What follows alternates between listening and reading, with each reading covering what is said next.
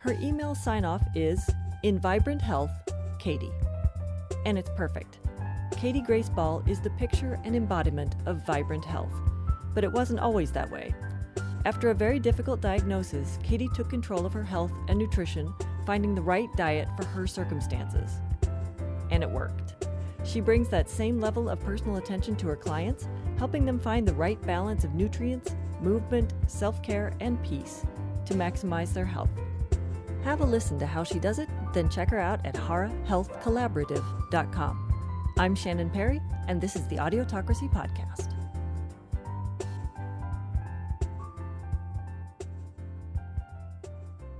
Katy, welcome. Thank you for joining us today. Thank you for having me. It's really a pleasure and an honor to be here with you. Well, super excited to share your story and what you do with listeners. So can you start by telling me, you started as a massage therapist, but now your practice is so much bigger and does so much more. Can you talk about that journey from massage therapist to this much larger, more holistic picture that you're doing now? Yeah, it's a strange journey to how I even became a massage therapist. I had aspirations to become a geologist and had an epiphany in my kitchen. In the middle of the university district here in Seattle, I had this great apartment above the Neptune Theater. And I remember Nice. washing dishes and thinking to myself, I'm going to become a massage therapist. And it was such a random thought at a very benign moment in time that I was like, I think I should pay attention to this. And that was in 2001. And I became a massage therapist and did not regret a single uh, dollar spent on my education. It ended up opening up a whole world of viewing health and wellness and just relating to others that I don't think that I would have gotten in another kind of career. But also, it really started to open my eyes to the true intimacy that people crave and the safe environment in which to be witnessed and seen. And my career as a massage therapist ended up becoming more than just helping people with their pain, but really helping people just be held. Um, because in that space of safe permission, the body is already healing itself by itself. I'm not really doing anything. I'm just holding space. So, with that kind of awareness and that realization early on in my career, I just started listening to what my clients were saying. And as their needs arose to how is the pillows that I should be sleeping on affecting the way that I have neck pain. So then I would start researching pillows and I became like a pillow expert on like these are the good ones for your back sleeping. So it was just like it ended up becoming this my career grew just because of what my clients were asking for as people became more aware of catchphrases that it seem to be common now in our society around like systemic inflammation and how turmeric can be really good for reducing swollen joints because that came out in the beginning for like if you have arthritis and epsom salts. So there was all of these questions that I would be asked, and within the scope of my practice, I can't diagnose and I can't prescribe, but I naturally became a coach to help people explore these options safely and in a way that allowed them to develop a relationship to self care just by being curious. That's kind of how it started to grow and snowball upon itself as far as going from massage into coaching. And then from coaching, it started narrowing in on itself around nutrition because that was just where a lot of people needed a lot of support. And I would get the Mhm. most questions. And now I nutrition coach. That's awesome. Oh, that's so important. It's interesting to me, the the sort of trust you must have with your clients, because first of all, they're trusting you with their body, right? And people Mhm. who are frequently uncomfortable with their body even being seen, as we are in the Western culture, we're all trained to be sort of shy about our bodies and embarrassed by our bodies. And so they're trusting you to touch them, to see them, and then to advise them on how to feed themselves, on how to, what pillows to use. Like these are major things. They sound inconsequential, but they're not, right? I mean, this snowballs into how we live our lives. And how do you engender that sort of trust? Or is that just a natural thing that happens? I feel like by the time that someone comes to see me, and originally comes to see me, it's really because they're in pain. They have gotten to a point where either a doctor has diagnosed some kind of like muscle spasm or something, and they're like, I was told to come see a massage therapist, or they've Mhm. hurt themselves and they're at a place where they are in some kind of an acute situation, even if it's from a chronic um, embodiment of like, low back pain or, frozen shoulder or something, right? Mhm. Um, and they just trust that I know what I'm doing. So I already kind of get this like immediate, like, I trust you, you're a trained professional, I was told to come and see you, I have pain, make it go away. Mhm. Which I don't take for granted at all, because it really is an honor to have someone be willing to meet me for the first time as a complete stranger and be on my Mhm. table and trust me to do the work that I'm doing in their personal space for at least an hour, Mhm. right? I feel like I just become a channel, essentially, is the best way that I can describe it. When the massage door closes, something happens in me, and all I see is the person in front of me. But how can I best serve this person? And that's all I think about Mhm. is what kind of embodiment do I need to have? Do I need to match their tone? Do I need to help elevate their tone? Do I need to breathe a little deeper to get them relaxed to understand that they can just have that sigh of relief? Mhm. So it's a lot of nuanced body language reading and complete surrender on my part to just be like, here you are. And it's perfect, exactly how you are. So. That's amazing. In a very judgmental world, it is astonishing to come across someone who is that open, I think.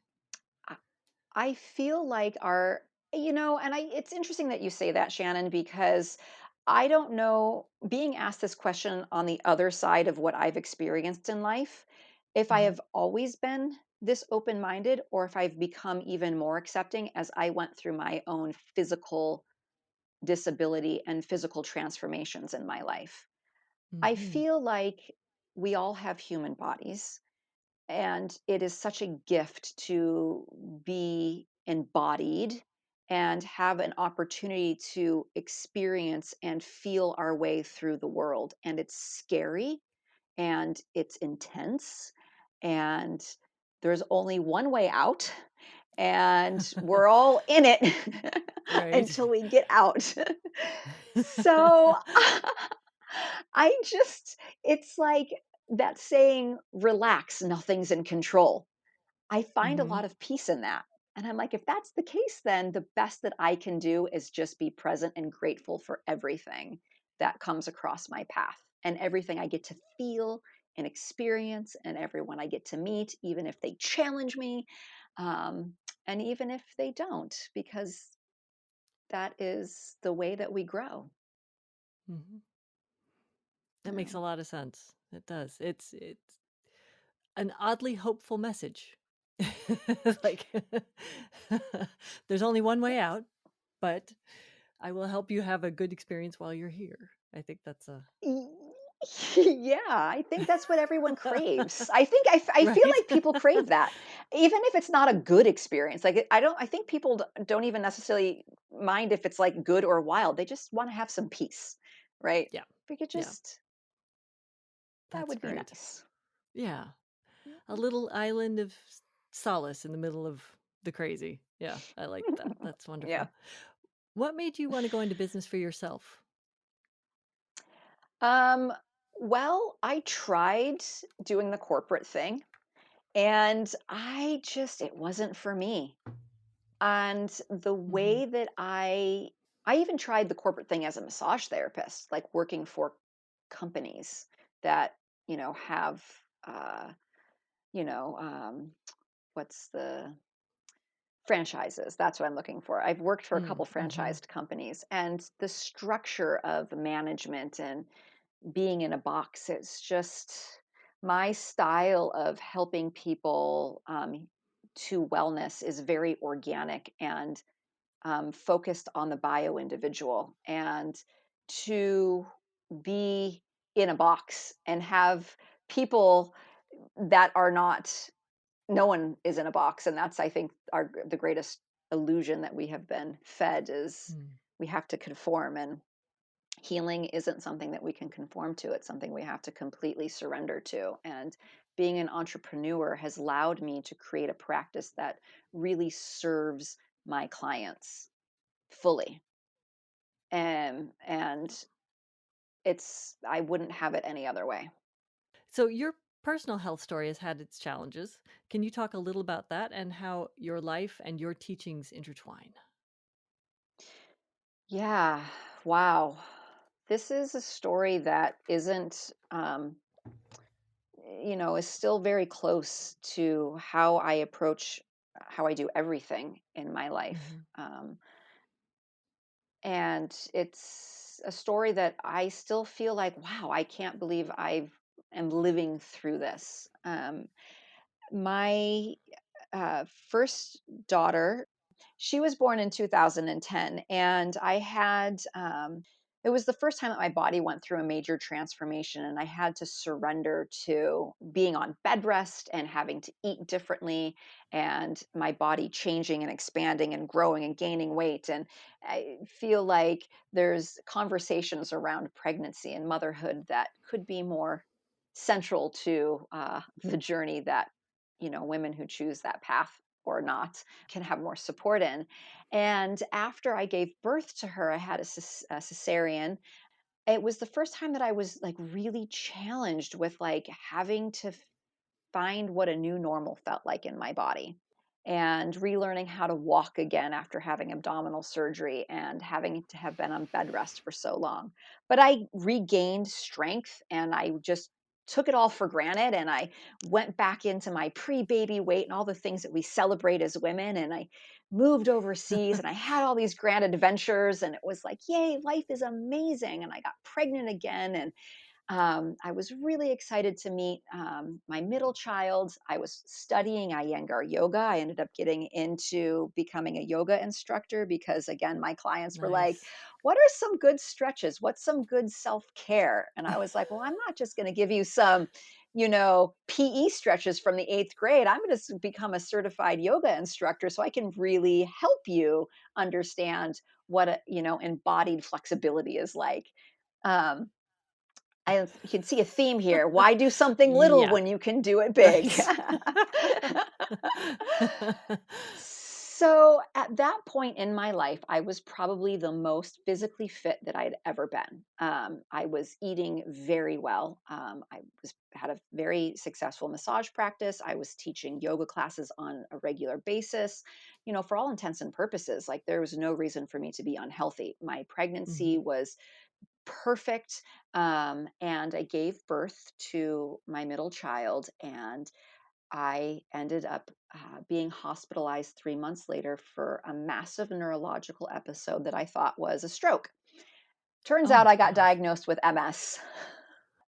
Yeah. So it was Wow. really scary being in a hospital for a week with the doctors saying they don't know what's going on. They've tested you for everything underneath the sun, to hear, well, for all intents and purposes, you're really healthy. We just don't know why you would have had this thing. I'm away Good from my grief. child. Mothers have donated their breast milk to me so I could have her breastfed because she couldn't breastfeed because I was on all of these medications. And Oh my gosh. it was a lot. And then Mm. the doctors came in at the end of the week, and one of the doctors was the neurologist, and she said, I went over your case with other of my colleagues, and it turns out you have multiple sclerosis. And I was just like, wait, what? I'd only ever thought that MS was something that you got later on in life, that it was Mm-hmm. something that, you know, older people got, not young, healthy, vital people who teach yoga and have a healthy Mm-hmm. diet. And it was scary because I was semi-paralyzed. I couldn't use half my body. My speech was slurred. I couldn't recall things quickly. Like I was trapped inside my body. And Wow. they gave me that news. And I was just like, all right, clearly what I'm doing is not my version of healthy. Mm-hmm. And I need to make some changes. And the doctor said to me, we can't cure you. We actually don't know what really helps get people well with MS. We can give you some disease modifying drugs and hope for the best. And I was just like, well, I know that diet and lifestyle can play a significant role in health and wellness. So I Mm-hmm. basically took the last, at that point, 15 years of my coaching skills and nutrition education and massage and lifestyle management and radically changed my life. Radically, like built myself from the ground up again and figured Wow. out what worked best for my body with just diet and exercise and lifestyle management. And it took me years to get through healing to a point where I'm on my own 2 feet Mm-hmm. without any discomfort or paralyzation, and with it, it was the best decision I made because I'm not on disease modifying drugs and I don't have advancing MS, and it was because I was willing to take the leap and take control of my health. How did you, was it just trial and error to figure out what you needed? Because, if they're saying we have no cure for you, I'm assuming that also means we have no special diet for you. We have no information. I mean, were you just kind of figuring it out yourself intuitively, or how did you land on the right combinations to control Right. them? I went to, this is a really, really interesting question because this is actually one of the things that ended up making me dive deeper into the nutrition aspect. I have this amazing friend in my life. His name is Sam Zeiler, and he has a business called Robust Life Center, and he's a nutrition response tester. And he does nutrition response testing. And he came to visit me in the hospital, and he said, I want you to come and see me. And he helped use nutrition response testing as a tool to help me Mm-hmm. understand the underlying nutritional needs that I required to refill my well and get back on my feet. So it really started with him and his guidance, which then snowballed into me working with a naturopathic doctor to continue to support a more holistic approach to this diagnosis, which then led me to people like Terry Walls, who has a whole protocol on paleo principles of eating and autoimmune disease, and other books on autoimmune protocols for eating. So I just absorbed all of this information and started taking my education down this route of where can I get certified? Where can I get the education to really understand um, nutrition as a way to um, heal, as food for Mm-hmm. medicine? Mm-hmm. And because none of my neurologist certainly didn't tell me about my diet. Like the doctor, I was just like, Right. you would think a doctor would say, hey, you should look at your food. And they didn't. I mean, and Right. even my Right. naturopathic doctor, who's amazing, had some suggestions, but couldn't really coach me through it, couldn't Sure. give me the opportunity to explore it because they're still in that Western medicine model, 15 minutes, a half hour, you're in, you're out. The advice is a little more holistic, but the model is still insurance driven. So, Right. Right. I think a lot of us have this idea that there's basically one healthy diet. Like, just eat a lot of broccoli and a lot of kale and some Brussels sprouts and fish. Like we have this idea that there's one basic path that's healthful for all of us. But it sounds like you're saying that's not necessarily true. If you have specific health conditions or certain circumstances, there may be a different combination of nutrients that works better for you, or focusing more on these things than those things. Is that right? Would you say? Or I would agree from my professional experience working with clients and my own life experience, and also just studying nutrition. Human beings do not exist in a vacuum. Like, so right. many things affect the way that we digest and affect the way that our hormones respond to the Hmm. environment around us. And it there are things that are nutritional truths that are basic requirements for human to sustain human life. But the ins and outs of a diet is absolutely nuanced, but also really simple. You know, it's a lot less complicated than it sounds, but I would given the way that we are exposed to environmental stressors, um, and work-life balance stressors, um, nutritional stressors because we eat highly processed foods, even the ones that were sold as healthy. Like, we are bombarded with different kinds of stressors, both Hmm. good and bad, and that really affects the way that we are able to upregulate nutrients in our body. And it really can, not being in the right balance can create a cascading effect of health issues and things that are so inconsequential you don't even think are is related to diet, and it Hmm. is. Hmm. I like to say anything could cause anything, Right. because it ultimately is how we respond to that thing and what the internal stress does ultimately to our system. Right. Right. So good luck. For most of us, I think it almost sounds like Ah, that's why we need people like you to help us sort of understand how it works best for us when it's right. so chaotic out there.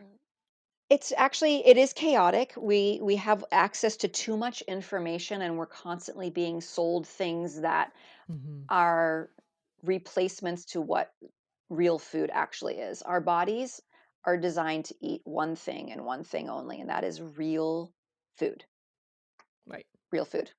Fruits, vegetables, plants, basically, protein, preferably from animals, which, I know some people find controversial. Healthy fats. Everything else is water, Right. everything else outside of that, outside of your real food options, are invitations to other experiences on our path here in life. That is the most So, diplomatic way of saying that I've ever heard. Invitations to a different path, like yes, disease and and illness. Yes, great. That's great. it's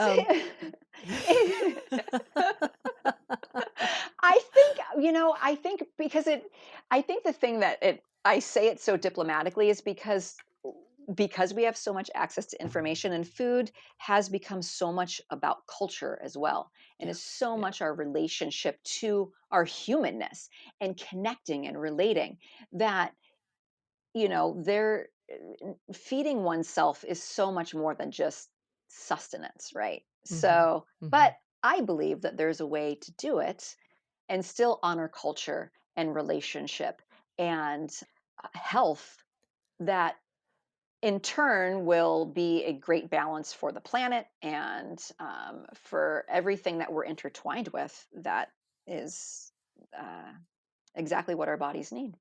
Right. Right.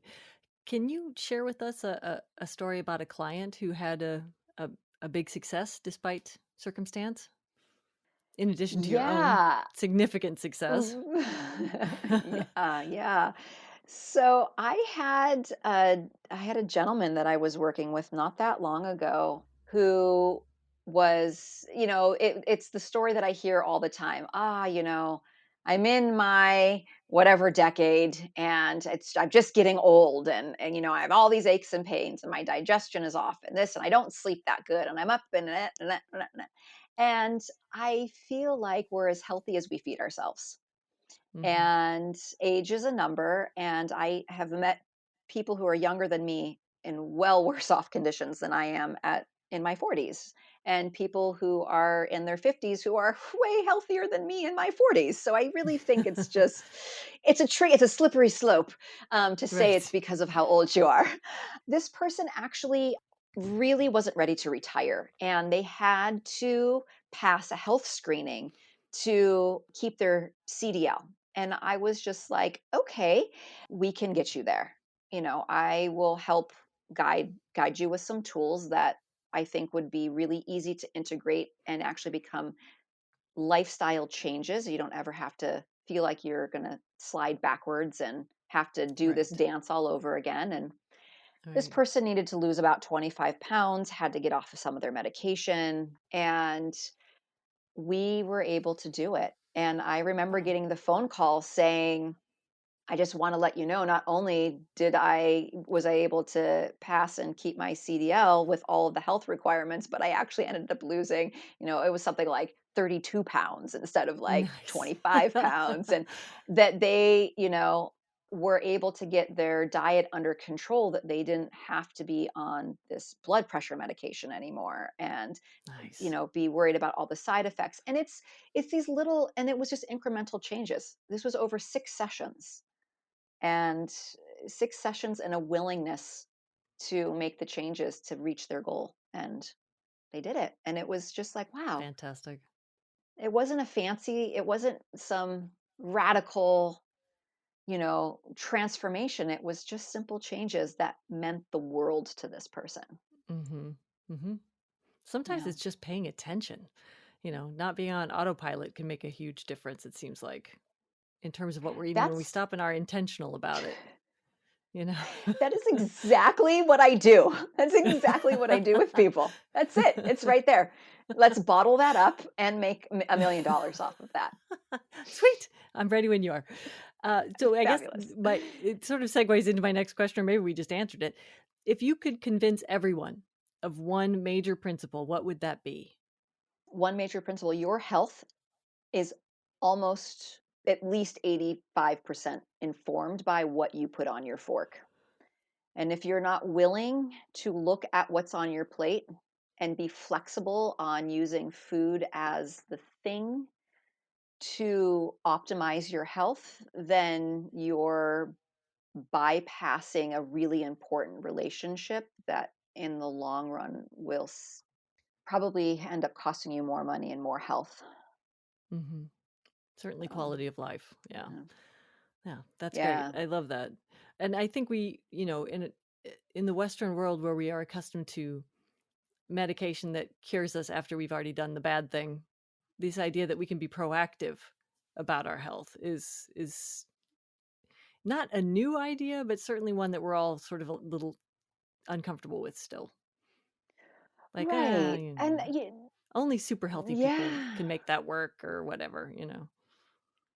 No, and that's the thing, is like the access to health is really, it's available to everyone. It's just getting past what we've been sold, Hmm. and knowing that everybody deserves and is has I mean, I feel like it's, a right to have access to real clean food.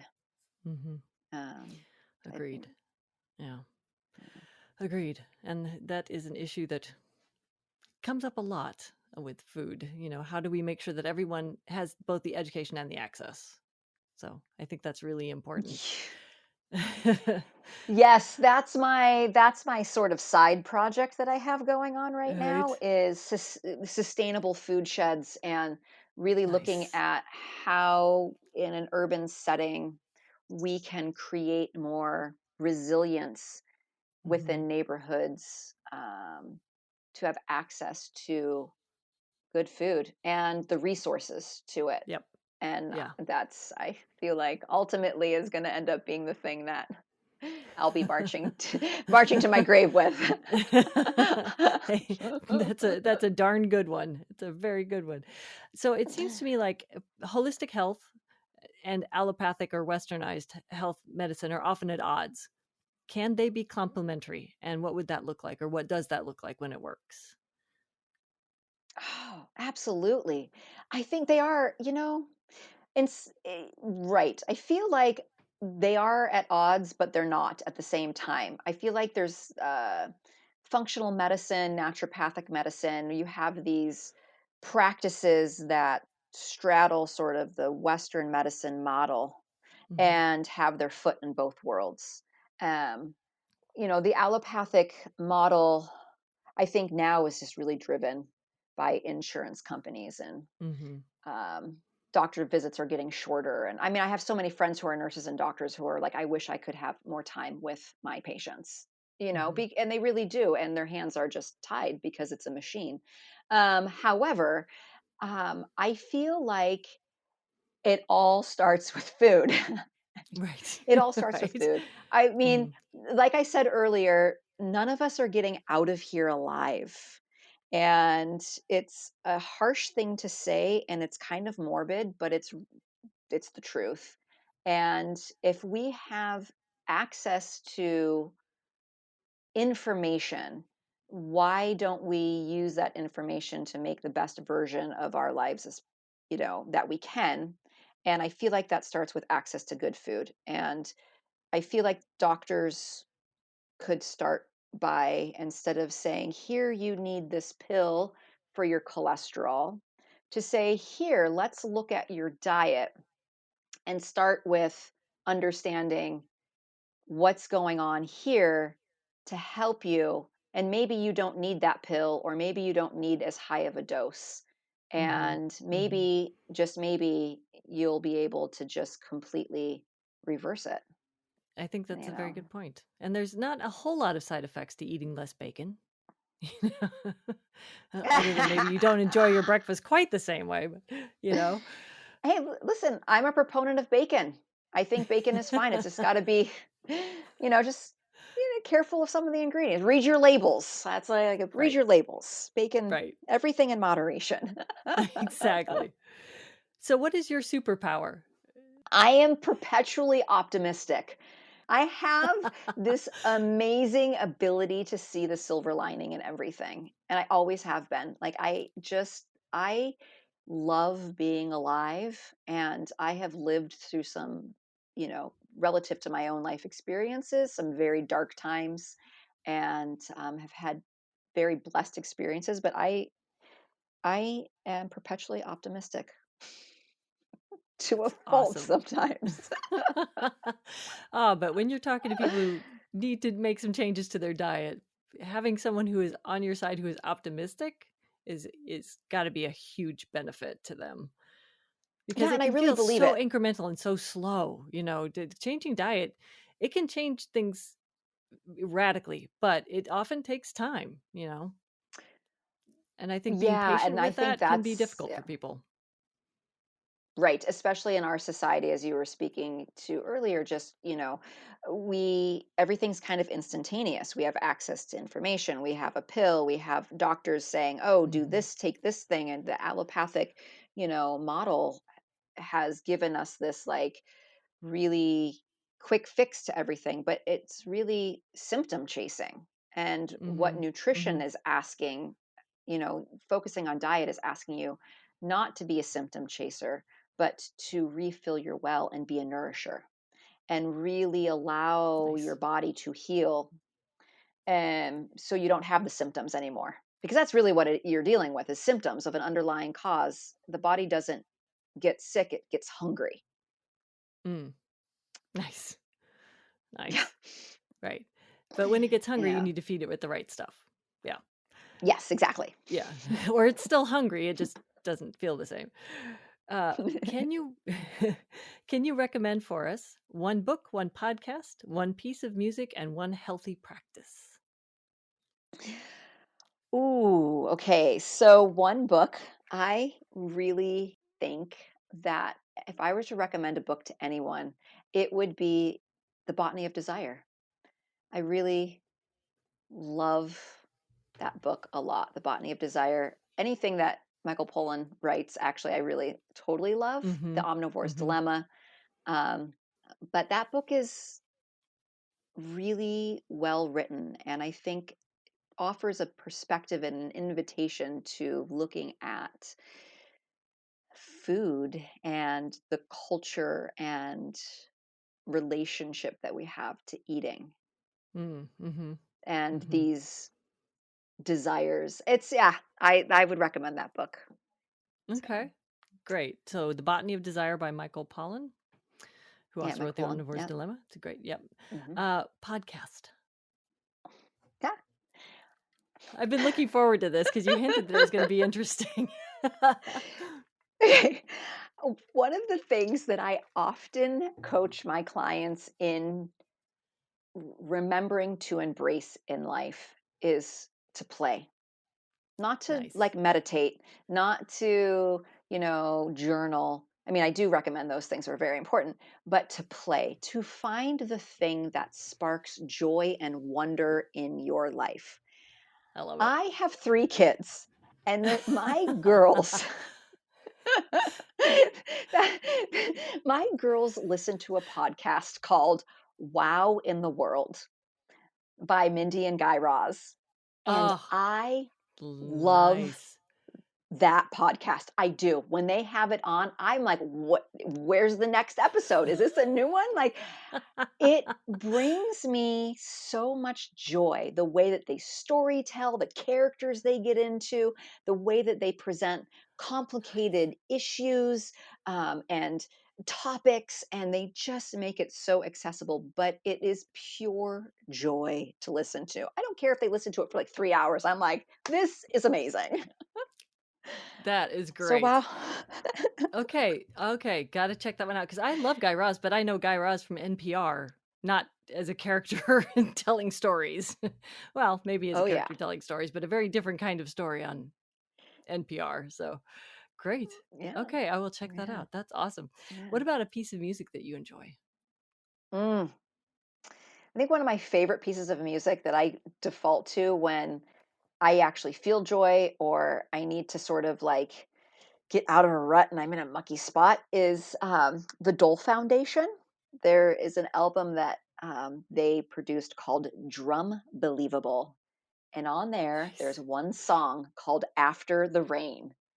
And it is so incredibly uplifting and dynamic, and it's instrumental, there's no words, and it just hits every spectrum of just like being inward and being able to acknowledge like ugh, and then like the song is After the Rain, it just ends up exploding into this joyous, you know ensemble of the most amazing music I Oh, have that heard in sounds a long lovely. time. Yeah. That sounds lovely. That sounds like good music to take for like on a run or something. And get that burst of speed. It actually, Right. it's really funny. It is. I don't run. I actually am not a runner, but I'm a cyclist, and it Aha. definitely puts I, puts a little pep in your awesome. step. I will have to check that out. All right. And the last one was a healthy practice that you advise. Yeah, so there's tons of videos on this, but I highly recommend not plugging into a video at all for this practice. Breathing. Fair? Mm. Mm-hmm. That is my healthy practice for everybody out in the world, is to find that pearl of silence. It's one of my favorite things to do, excuse me, is to catch the silence wherever I can and really allow yourself to just stop and breathe, and not just like sighing a deep breath, but taking a Mm-hmm. few deep, slow breaths and relaxing every time you do it. And there's a moment after like 3 to 10 breaths where there's this pearl of silence and the mind stops, body gets slow, and everything becomes so quiet. And the peace just washes over you. And it's amazing. And it's really about finding your own breath, whether that's in 3 breaths or 20 breaths, just allowing that tool to access a deeper peace because the silence is all around us. That peace is all around us, even in the chaos. Hmm. You just have to learn how to catch it. Mm-hmm. And it is so good for you to do that. And yet, somehow, I don't make time in a day to just do something that simple. Mm. Yeah, It's a good reminder. it is. A lot of people wear Apple Watches and Fitbits now, so it's super easy to be like, so you have a breathe function? I actually coach people. I'm like, you have a breathe function. Press the breathe function and then just sit there and breathe for 2 minutes while it vibrates on your hand, like whatever it takes to get into the practice. And you use the tools we have access to. I mean, Yep, absolutely. eventually No get away reason from not it. to, right? Right, you're right. That's Yeah. great, though. That is Yeah. wonderful. So, where can people find you if they want to learn more or schedule an appointment to work with you? My website is a really great place, harahealthcollaborative.com. I have a link to contact me through email, and my place of business is up there, contact phone number. So it's a really great place to start and get some more information about what I do and how I do it and why I do it. That's great. So, Hara is Hara, correct? Hara Health? Yeah, Hara Health Collaborative, yes. Great. Love it. Well, thank you so much for spending an hour with us today. Yeah, thank you for having me. Thanks to nutrition health coach and massage therapist Katy Grace Ball for sharing some hard-won wisdom with us today. You can work with her to achieve your best, healthiest balance too. Look her up at harahealthcollaborative.com. That's HARA healthcollaborative.com. If you think a podcast might be right for your business, schedule your free 45-minute consultation with audiotocracy.com. We can talk about business goals or just geek out over microphones. Your choice. I'll see you next time.